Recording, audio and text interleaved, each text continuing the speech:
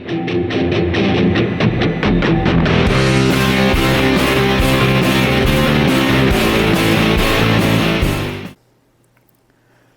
and welcome. I made a series of videos about restoring a vintage bicycle to make it work with modern parts and so that it can be ridden but preserving the frame as the heart and the spine of the bicycle. And that video was recorded and narrated in my native, and a few people have asked, and so I thought it would be a good idea to make a synchronization and English sort of overview, even though most procedures are displayed. So this is my channel in my native, BikeGremlin RS, and this says what's there to find at the dump garbage yard, madam, there's nothing. Okay, so I'll go to videos, and this is the latest installation, and if there's enough interest I might also do the other videos, so let's give this a go.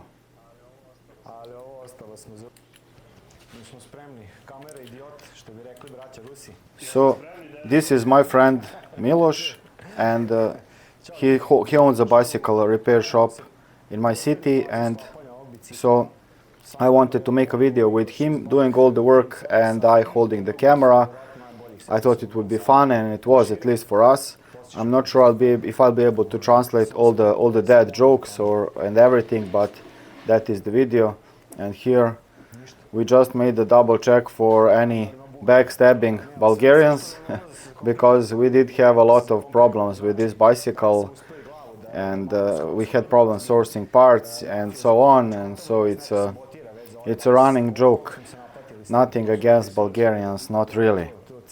I will be trying to do fast forward for the things where there's just a lot of talking or very slow showing of something, because we shot most of the things in real time. So let's move on. I'm explaining for everyone to not be disheartened.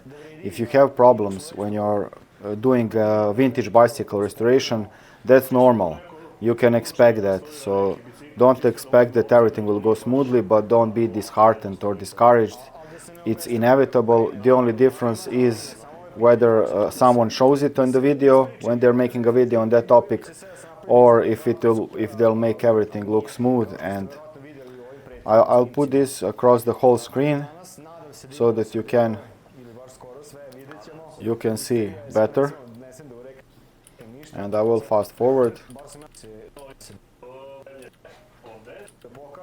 Okay, these are we found the time correct brake calipers, but the old ones were very, very rusty, and since we managed to find a decent quality, I think those are Winman brake. I'm not sure. I'm not 100% sure. The brake arms are by that manufacturer, but we managed to find a decent pair, so we just decided to go with them, and instead of trying to bring the shine back to the original ones, these are a better quality than the original ones, but still time correct. And here we are trying to mount the mud guards, and we are using some bolts that are looking nicely and stylish. Here I'm discussing whether to use the wider washer, but Miloš thinks that this will look nicer and it will hold everything securely, so there is no need to put washers. There's not much load or weight being exerted by the mudguard.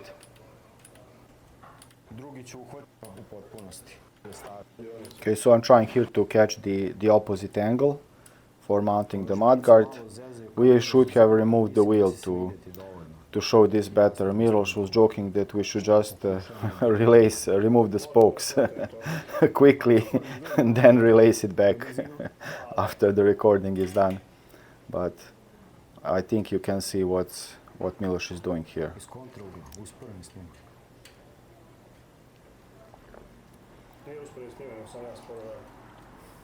I was joking, it's a slow motion recording, how slowly he was taking it. This is the the beer we joked it's our sponsor for the day, produced in the neighborhood. And here Miloš is tightening the mudguard. Da se zategne taj šraf i onda ćemo da vidimo gde smo. Bužire, zašto? Čeljusti. Treba da bude predugačke da ne može taki bicikl. Ili nisu. Now we need to install the brake pads. These kinds of V-brake pads were what we had available and in a decent quality, and that's what we went with, and they work just fine, no problems, so we went with those. For those who are really into details, you can get those decent quality road bicycle brake pads, of course, in many countries, but in my country it's not always available, and when it is, it costs outrageously much, so these performed very well in practice later on when we gave them a test. We left the fine-tuning for when we install all the cables and housing, so this was just a start.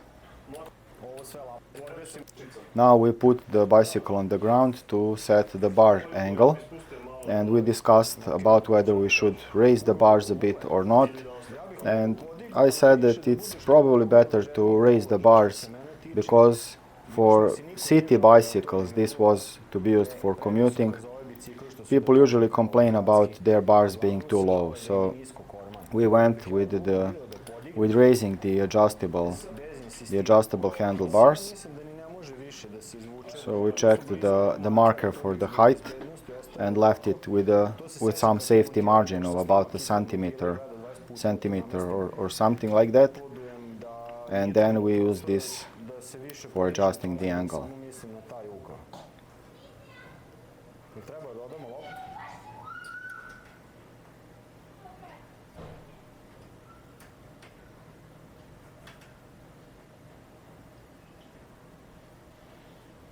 This was pretty loose to begin with, and now Miloš needed to loosen only that 1 volt, but once he's done tightening that one, he will tighten the other bolt to keep the handlebars in place.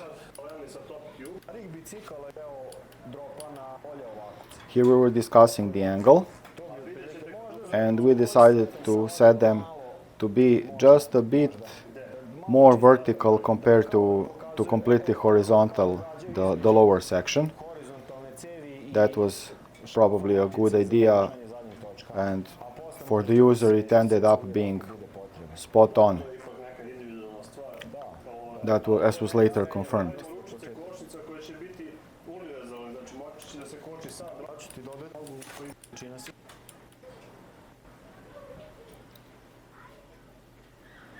Okay. Here we are using some, we call that very fine steel wool. I'm not sure what the proper name in English is, but we joke that it makes things new when they are old. It only doesn't work for women. And it lets you polish things and make them look nicely without creating any burrs or anything. Just brings out the shine when you want to make it look nicely. This is our friend who came along. We discussed the brakes or going hardcore with no brakes, making it a fixie. Of course, we decided to not do that, and we discussed whether to paint or powder coat it, the pros and cons.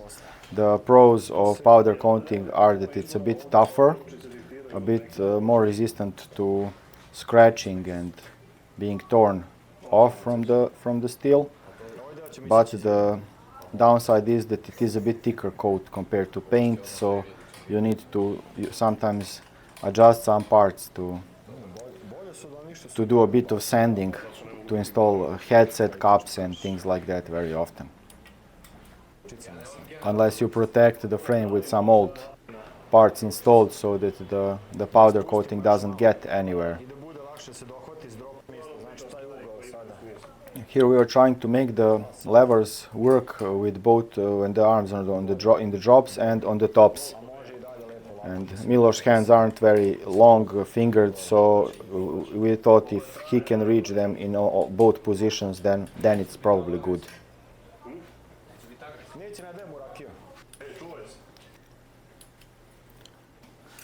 The catch with these old style classic brake levers and handlebars that are not modern compact handlebars, I have articles explaining the differences. You can Google that on my BikeGremlin website. Anyway, the catch is that you cannot make them look completely parallel to the ground and have the tops be completely parallel. It often results in the handlebars being, not the handlebars, the brake levers being too far from to catch from the drops. So it is a bit of a compromise, and it's not the most comfortable, the most ergonomic setup in the world, but that's what we work with. And here is the bolt that we use to tighten it. And once the cables and housings are installed, you cannot in a nice way in a civilized way reach it and readjust the position of the bars.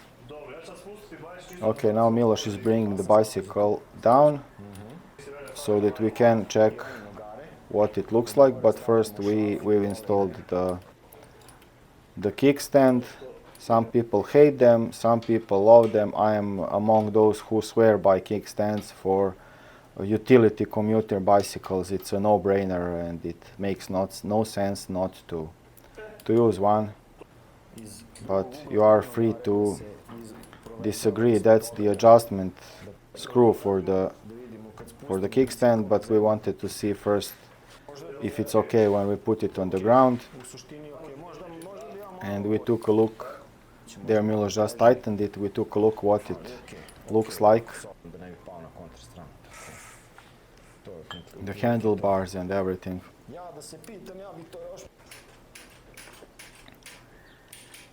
Yeah, it looks okay.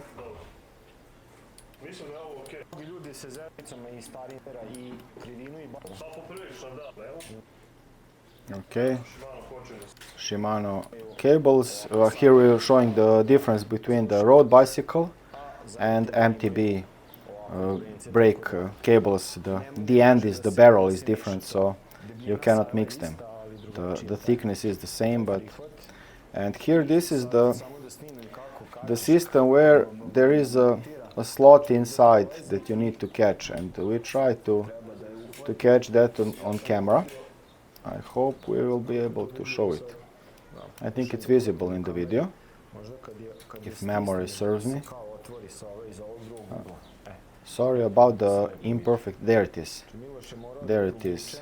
There's a groove, and it needs to, the cable needs to pass it through, and then you need to catch the end, the barrel end, into that groove.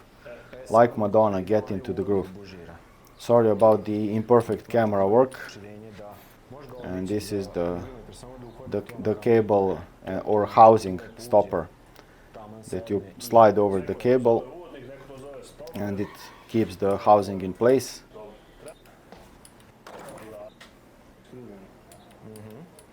Now this is the part where we try different things to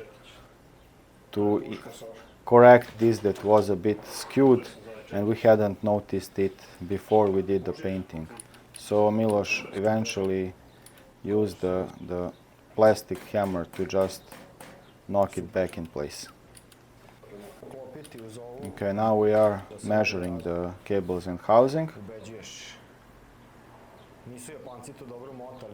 And we decided, because the handlebars are so highly positioned, to route it below the handlebars. That is not, how do I say, not by the book, but it works okay in practice, and it looks okay, it looks nicely. That didn't look like a good idea, so we went below. Land down under. Okay, this is for the front brake.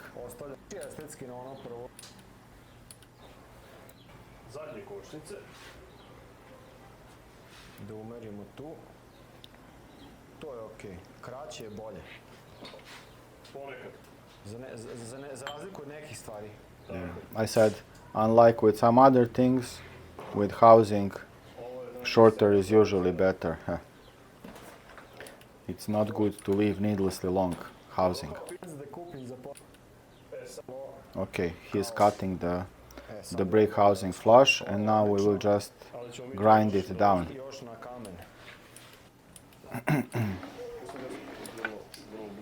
Okay, here it is, we are grinding it down.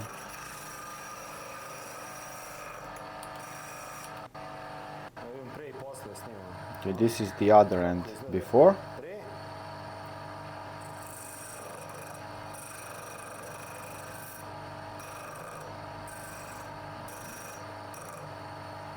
And after.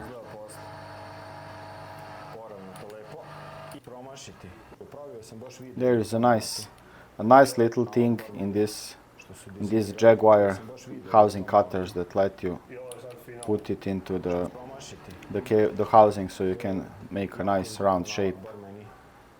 It's awesome.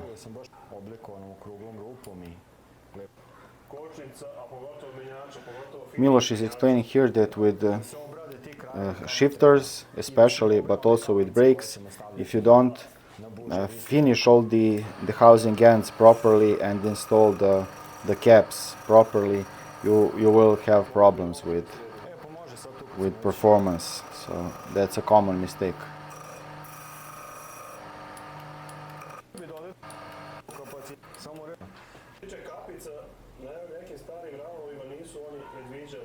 Now Miloš is explaining that some frames are not designed to use any housing ends, but here we try to improvise, to install ends just in case. We couldn't install it directly, but we could improvise this way. For the other cap we had to find a non-standardly short housing end, shifter housing end, sorry, brake housing end, and I managed to source that from some of my pre-war reserves.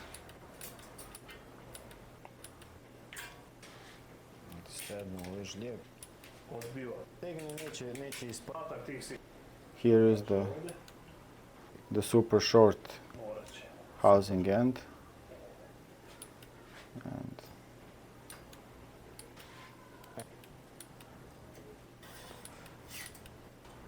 kako se završilo prošli put. Da ne bude labavo, to razeštelovanje. And here Solidno. To treba nacentrirati. we had a problem that the calipers were not aligned, but we had already installed the mudguard and the rack, and so it was very difficult to reach the adjusting bolt after we had mounted everything. And so Miloš decided to do a hack where he used a punch. Here it is. I think he went with a 2 or 3 millimeter punch eventually. And no, this is a 4 millimeter one. I can tell by my color coding. And he just hit the side of the adjustment bolt to make it turn like that without any damage, either to the frame's paint or to the bolt. And so with a bit of back and forth we eventually managed to make it be parallel.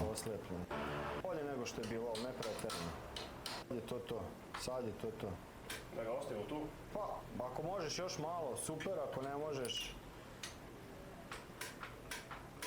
Odlično, odlično. Here, this is finally the symmetric look. To je ono rekao. Bude... Super. Da. Sad ovako. Imaš ono žuto. Ja više nemam. Ona sajla. Stavljamo kapicu na kraj. Here we're putting the housing end. Stavljamo kapicu na kraj. I pričkinemo je da ne ide nikuda. I to je to. Za pomaže. Tako je. Dobro. Ništa, makne, da onda se posle... Kao i... Kako se uradi. Da, ovo je tako ručica da... It's the same procedure again. You're trying to catch that on camera. This is painful for me to watch. I've been through all the work and then mounting and editing the video and now watching it again in my native on headphones and then trying to simultaneously how to translate it, yes. So. Zato što smo udarili na glavu. And Imamo i dokaz za to. Čak se ove krivine it turns out the curves are almost identical and the length looks okay now, and Miloš comments that it was good that we had decided to route them on the beneath the handlebars. Nema veze.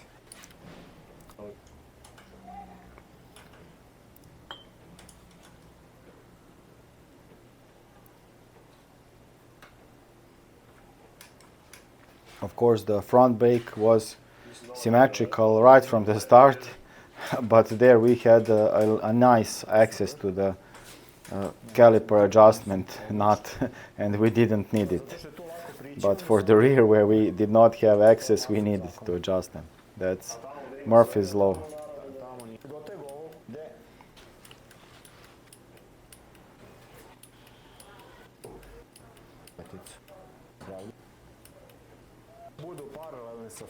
Okay, he is now fine-tuning the calipers, adjusting them,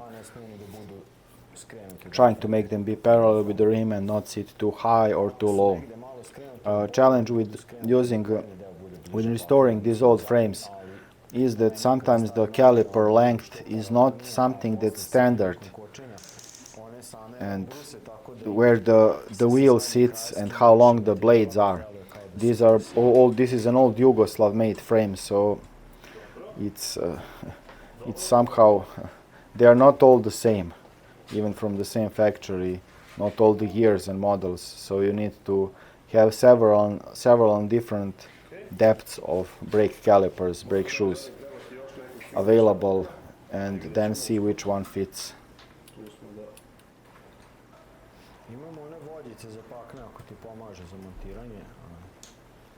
Okay.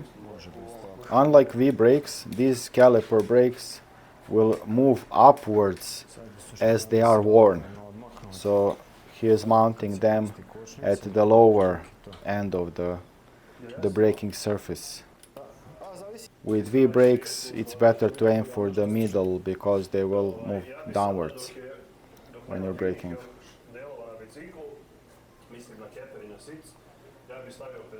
Now Miloš is suggesting that we install all the parts before we install the saddle and the bar tape, because those are, say, fine and parts that we don't want to stain, so it's better.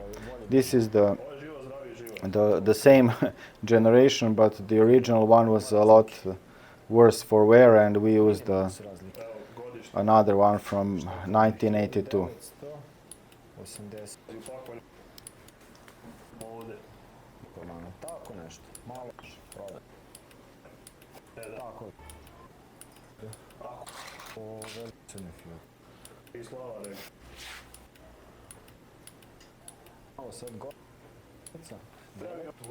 They were discussing the height, how high we want to make it,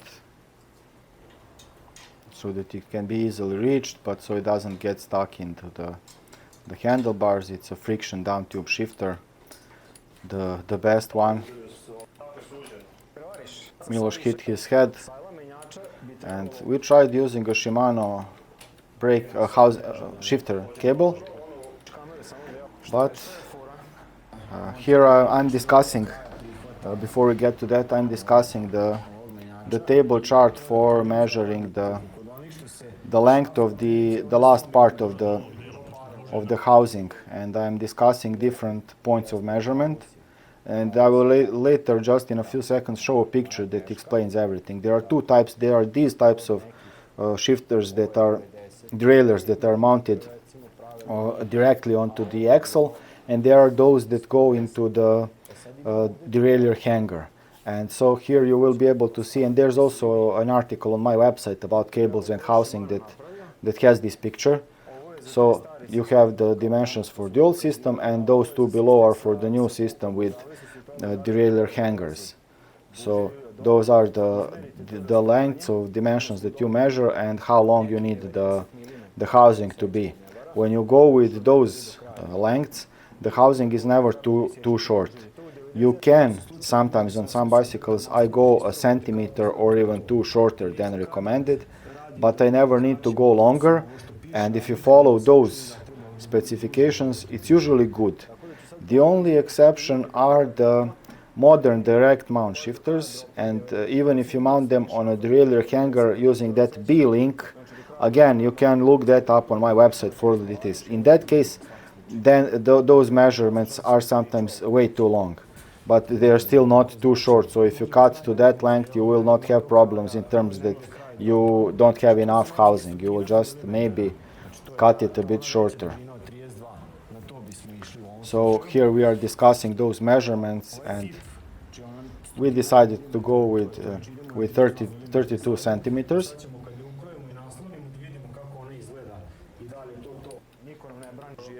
We cut the housing to 32 centimeters. And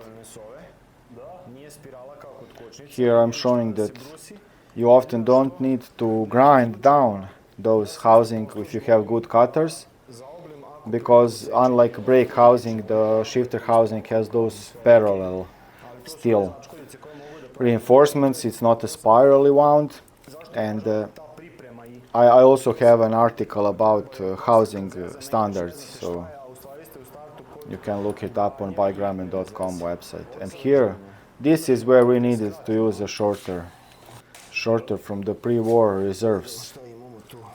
This is 4 millimeter shifter housing, shorter cap that will fit. So we put the standard length into the derailleur, and on the other end we went with the exotic one, because we thought it would be nicer to still use the caps. This frame, as it is designed, it would have run nicely even without those, but we wanted to make it awesome.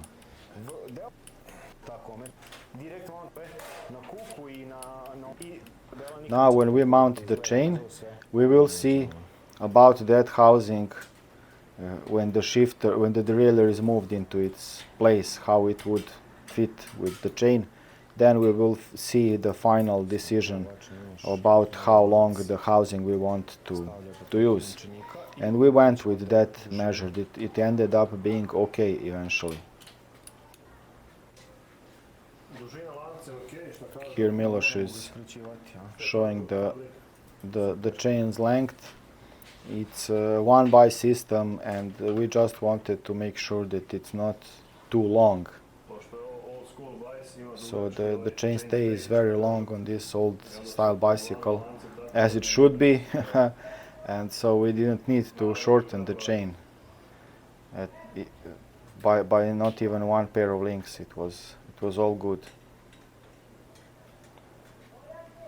So here it's mounted, and it's long enough without being too long. Now he is adjusting the derailleur's screws for movement limiting, the high and the low screw. And we want the top roller of the derailleur to be just a bit further to the outside compared to the smallest chainring. Just a bit to the outside, by half a millimeter, not even maybe 1 millimeter. And on the inside we want them aligned, so there's no chance of the chain being dropped between the largest rear sprocket and the spokes.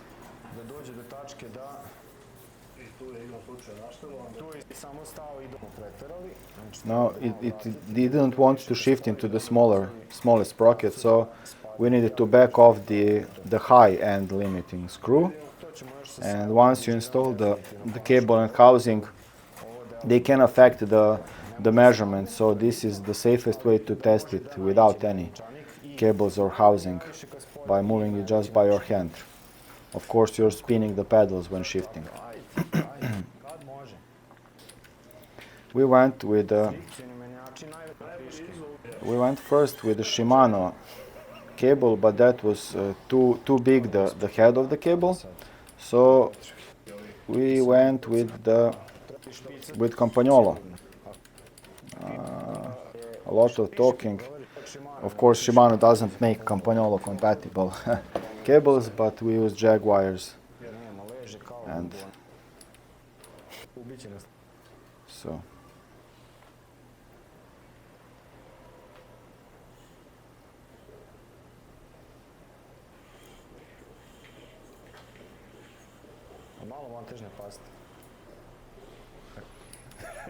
Putting some mounting paste to not have it stuck.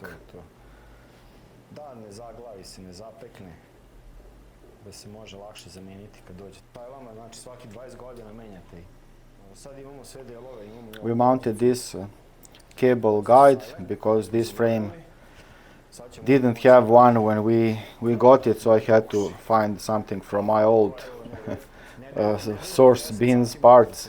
And this one has for both the front and the rear derailleur. It has two guides, and my reasoning for leaving both was that in case one gets worn, the owner can just loosen it and flip it by 180 degrees and then have a brand new practically.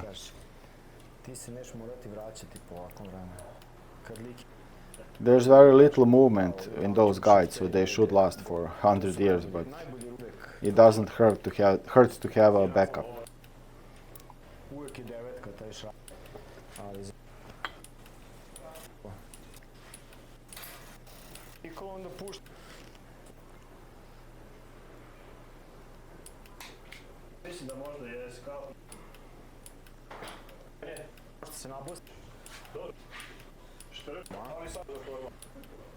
Okay, mounting some, smearing some anti-seize mounting paste on the pedals before we screw them in. Ako ide teško, stanite, proverite da ne ide ukoso na ovaj. Of course, the left-hand side pedal is the left-handed thread, so it's screwed in counterclockwise. And for final tightening, we will use a normal pedal wrench because that's how it's better. Life is better that way. Some pedal manufacturers, like I think that mine Crank Brothers, that weren't very cheap, only have the hexagonal key interface, and that is, in my opinion, idiotic design, and it's very difficult to work with if they get stuck or something like that. So this is a normal design of pedals. And here I'm discussing, has anyone ever used this part of this tool to open a beer bottle? I don't know why they made that. It's some hipster nonsense. Needless detail, needless extra cost for no reason. And now Miloš is tightening the fixing bolt for the stem.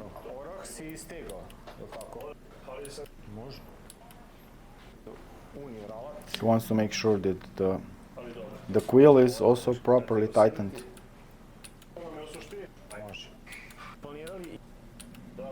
Now we needed to use some spacers and mount the...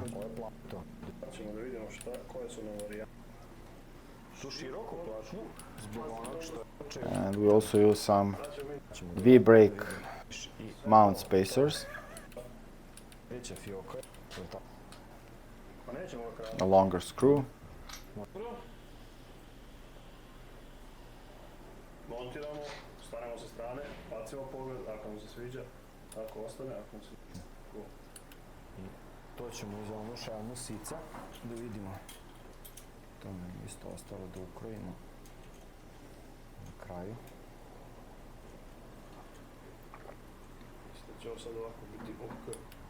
Super. When we put the bicycle on the ground, we could double check to see if the angle was right. We put washers on the parts where the mount touches the frame to prevent it from getting scratched. And this looks like it's pointing downwards, but when you put the bicycle on the ground, it's all good. Here we added some more spacers from V-brake, and when we did that, we could rotate it with a good angle. And again, it's pointing down, but that's because the whole bicycle is at an angle on the stand. But we double checked when we put it on the ground and fine-tuned the angle. Okay, the rear light, we also went with batteries. To keep it simple, we did not install a dynamo hub and wiring and lights. This was the first idea. Some lights have two options for mounting. Some light holders, like this bracket, this rack, have two standards for mounting. As you can see, there are two holes. One standard is at 50 millimeters, the other is at 80. You should pay attention to that when you're buying rear lights, to not have mismatched standards. So these are like some locking nuts to keep the light from getting loose from vibrations.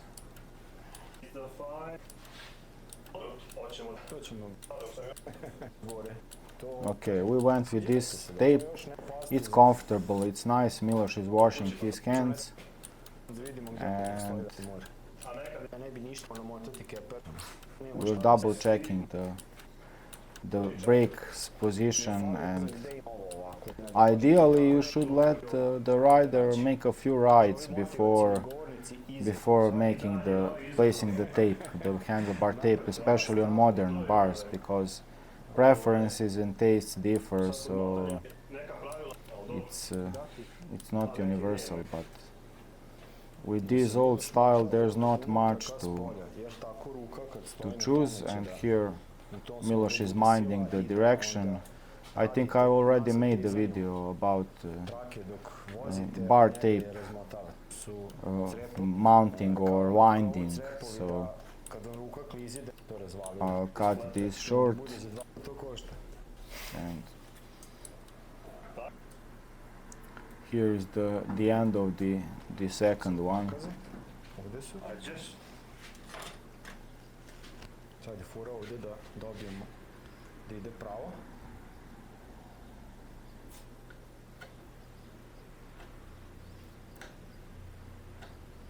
Super. Još izolirku da ti da zagrejem žbicu, da pripremim. I to možda makazama da secimo da bude lep kraj. This handlebar tape is quite thick.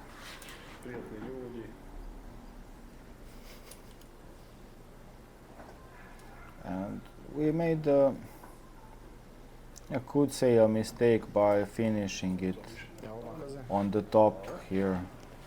Ideally, it's best to finish it in the bottom so it's not visible, but only those who never do any work can never make any mistakes. And here Miloš is trying to assure that the tape does not get unwound, so he's melting it in place with some hot spoke.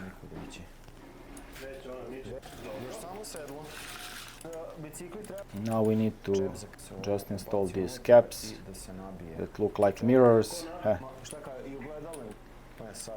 And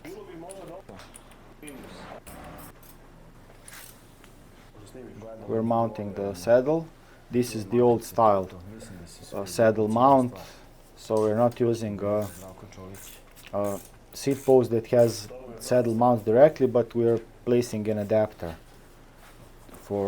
to fit on the seat post and to hold the saddle in place. We're trying to keep it parallel.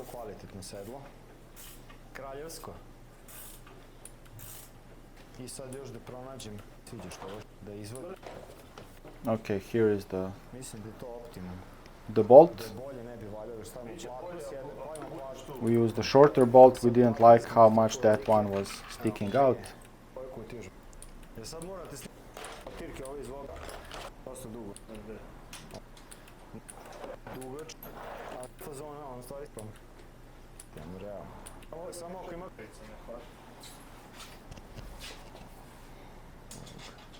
Crn kao moja duša, samo tamo se lepo uklapa sa šticom, kao da su kompletni. That original bolt had a small slot to align into the frame so that the part that holds the bolt in place is held tight and you just spin the nut.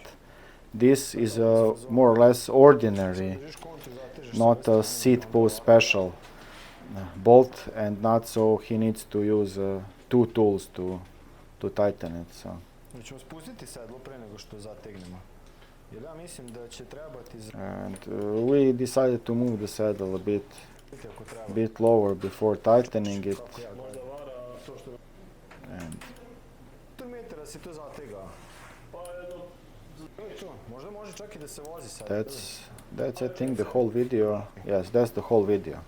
Thank you very much for watching. If you've enjoyed this video, I may make the same synchronization translation for other videos in this bicycle restoration series. To me it feels very awkward trying to talk while I'm listening to what we're doing and trying to translate it, but I did it because I think it may be helpful. So let me know how you like this one and stay cool. We'll see you in some other video. Cheers.